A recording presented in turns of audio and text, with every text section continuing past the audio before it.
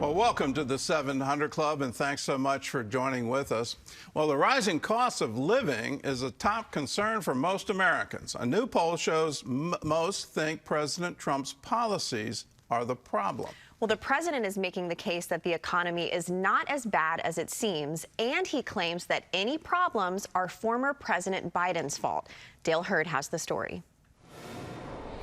With midterms less than a year away, Republicans know the economy, or the public's perception of the economy, needs to be fixed. At a campaign-style rally Tuesday night in Pennsylvania, the president set out to reassure Americans the U.S. economy is healthy and that his economic policies are working. I have no higher priority than making America affordable again. That's what we're going to do. And again, they caused the high prices, and we're bringing them down. It's a simple message.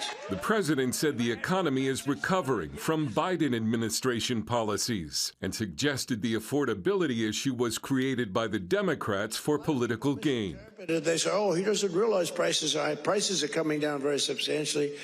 But they have a new word. You know, they always have a hoax.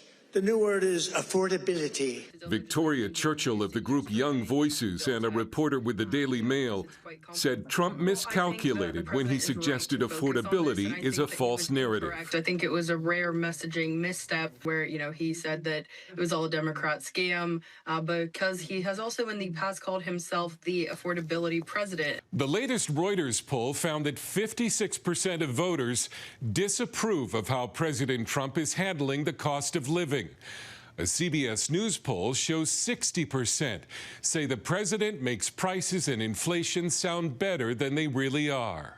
His policies haven't helped. Tariffs and all kinds of trade distortions have caused prices to go up. Monday, the administration announced $12 billion in subsidies to help U.S. farmers affected by tariffs and other economic issues. Treasury Secretary Scott Bessent says the numbers show the economy is doing well. We've had the 4% GDP growth in a couple of quarters. We're going to finish the year, despite the Schumer shutdown, with 3% real GDP growth. Another problem for Republicans is health care. With Obamacare subsidies set to expire, the average cost for 22 million Americans could more than double on January 1. Dale Hurd, CBN News. Well, CBN News senior White House correspondent Kelly Wright joins us now from our D.C. News Bureau. So, Kelly, voters in general seem to be very unhappy with the economy. What's the president's base? What are the congressional Republicans saying about his priorities? So, Gordon, good morning to you. The president, first of all, as we've seen in Dale Hurd's story about the president speaking at Mount Pocono last night to a crowd of supporters who support MAGA, support the president's agenda, they're looking for the president to actually move the needle forward in terms of affordability. I know that's a word that he considers a hoax, and he's talked about that since the November elections, but he continues to say that his plan with tariffs and ultimately trade will bring down all the affordability factors. That, in fact, within the next year to 2 years, Americans will see more bang for their buck, more high wages and less inflation, as well as lower prices. And he says he's doing that, and it's happening now. But the point is, so many Americans are still feeling the pain with food, with coffee, with energy. So many things are going on within the economy. The president continues, as well as Republicans continue to blame the Biden administration, and rightly so, because Biden did cause through some harm to the economy with inflation skyrocketing. And the president's trying to bring that down. He is still trying to push the argument that when he stepped in to the Oval Office, he inherited a mess, and now he has to clean it up. He's trying to do that through tariffs. He's trying to do that through the big, beautiful bill. It's still a wait-and-see game, however, in terms of where the dollar meets the economy for the American people. He's helping out the farmers now. Farmers have said that he should have done this a long time ago. Many people are actually expressing some buyer's remorse, but the president moves forward, stating that tariffs will help, that trade will come in, that billions, trillions of dollars will come into the American economy, and the Americans will fare better. But if you got to remember, Joe Biden said the same thing about his plan. So a lot of people are now waiting to see. Those who support the president are applauding him, stating that he is going to save the country's economy. Well, I'll add another affordability issue, and that's the affordability of housing for most Americans in their 20s and 30s. That is a really hard one. And for those of us fortunate enough to get long-term mortgages back when interest rates were low, well, we're not moving. And so that's creating a shortage. And the high price of housing is really incredible to the degree that people just can't buy a house. And that is, he needs to focus in on that. Well, let's talk about elections. We got one in Miami, Florida, the other in Georgia. They're causing concern for Republicans. What happened in those, and what does it mean? Well, again, it goes back to what you were just talking about, Gordon. Housing, affordability, young people, can they buy a house? The average answer to that is no, because they can't afford it. Skyrocketing prices for affordability and rent, as well as the affordability of buying a house and having a mortgage. The president's very concerned about the Federal Reserve chair. Will they lower the interest rate? He has said all along, too late Jerome Powell, as he has stated, has failed the American people and failed the Trump administration by not lowering the interest rates. And that's helped create a problem in terms of keeping people out of the housing market.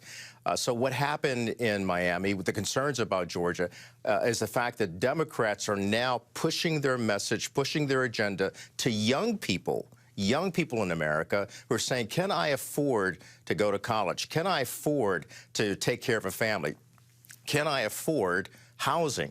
And it seems that there is some give and take in this, as we've seen with the Democrats winning in Miami, which was something that was not expected to happen. Keep in mind the president was supporting the Republican candidate there in Miami, and Higgins has won, a Democrat. So the president is concerned about this. The White House wants to get him on the messaging of affordability, America first, and helping America grow. Well, let's also talk about the rising cost of health care. That was a main Democrat issue that forced the government shutdown. That's what they insisted on.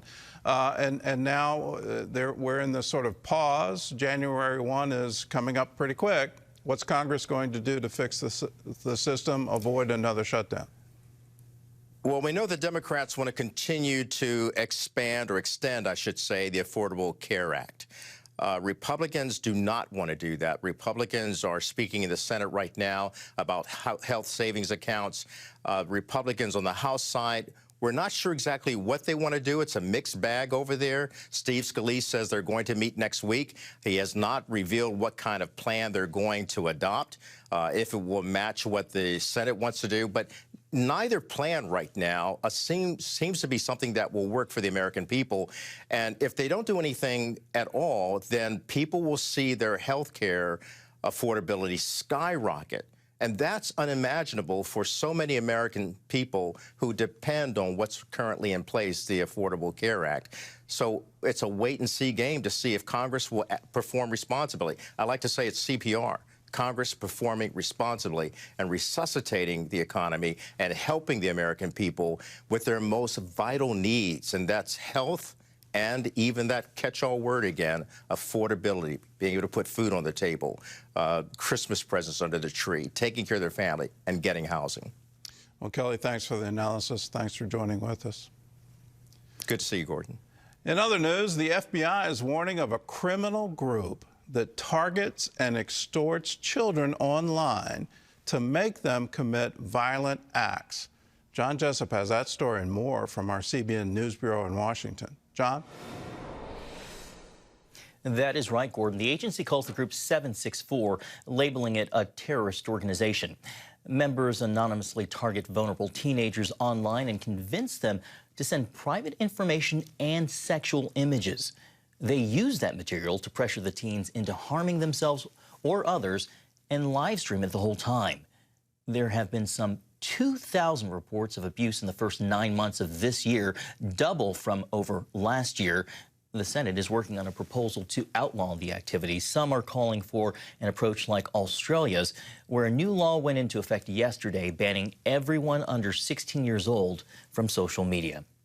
Well, Christian leaders who attended last week's ambassador summit in Israel are under attack online. Friends of Zion founder Mike Evans says pastors and ministry leaders are targeted by coordinated AI-driven harassment and anti-Semitism. This attack, the same end game as 9/11. Listen, the terrorists kill the body. These individuals kill the soul. So it's exactly the same. It's Satan's come to kill, steal, and to destroy. Meanwhile, a Palestinian activist who opposes Hamas claims the terror group hid tons of infant formula and nutrition shakes. Ahmed Faoud al-Khattab posted this video on X. He says it shows boxes of formula stored in a warehouse belonging to the Gaza Ministry of Health, run by Hamas. He said it's been going on for months, while international organizations, Gordon, accused Israel of causing famine in Gaza. Probably comes to you as no surprise.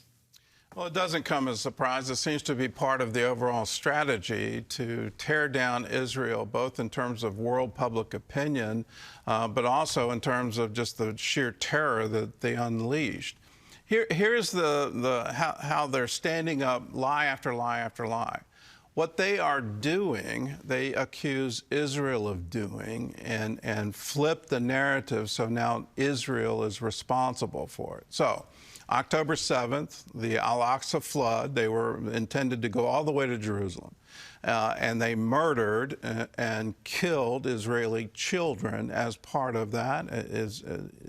Israeli citizens. It was absolutely brutal what they did. But then they turn around and say, well, Israel is committing genocide in Gaza. And they were the ones that started that. The whole existence of Hamas and their founding document is to wipe Israel off the map. I mean, they're very public with their intention. But now they turn around and say, well, Israel's trying to commit genocide. Second thing they're doing, they're starving their own people. They're withholding that infant formula. They withheld the food. They didn't let civilians go into the tunnels. They did all of that. They used them as human shields. And then they turn around and say, Israel is starving Gaza. The very thing that they're doing is what they're accusing Israel of doing. And the world is buying the lie. Stay informed. Be on top of this, because it's really crucial in this moment of time for the entire Christian world to stand with Israel. We need to stand with that righteousness. The other is a murderous Islamic cult. You can't describe it in any soft term. What they want to do is to kill and to steal and to destroy. They want to do it again and again and again until Israel doesn't exist anymore. Let's wake up to that and call it for what it is.